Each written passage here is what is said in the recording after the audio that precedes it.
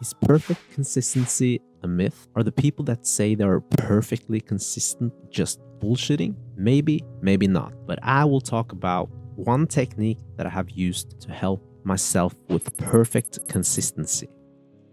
The way I have managed to develop perfect consistency is with contracts. Contracts that involves money. For example, for a period of time, I wanted to wake up at 5:30, and I also really wanted to test out this concept. So I made a contract with my friend that if I did not wake up at 5:30, I would have to immediately send him a certain amount of money. And guess what? I had perfect consistency in that period of time. For this to actually work, you have to put up a large enough amount of money for it to hurt. Otherwise, you're just gonna happily pay the price and you're gonna fail.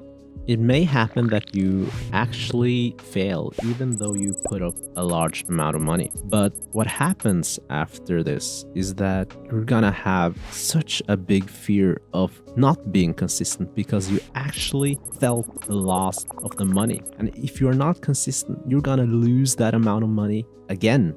An important note here is that you either have to have a system that will force you to send the money when you fail, or trust your friend enough for him to make you send the money, because you will try to rationalize and try to get away from not paying that money.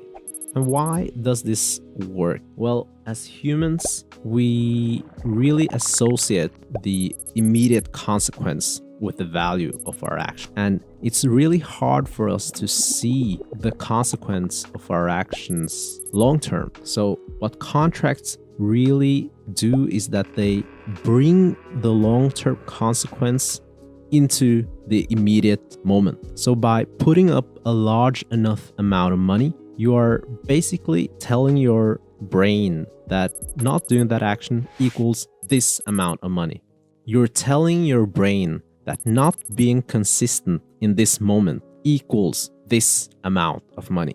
Now, money is not the only way to make this work. You can also use scenarios. Example of scenarios are, if I don't do this, then I will die. Or if I don't do this, my family dies. Sounds brutal, but if you're actually able to visualize this scenario detailed and convince your mind that this is going to happen if I'm not consistent, then you're basically telling your mind that not being consistent equals you die or your family dies. Are you really going to eat a candy and sacrifice your family? Or are you really not going to wake up at 5:30 and sacrifice your family? Of course not. That is why this is going to make you perfectly consistent.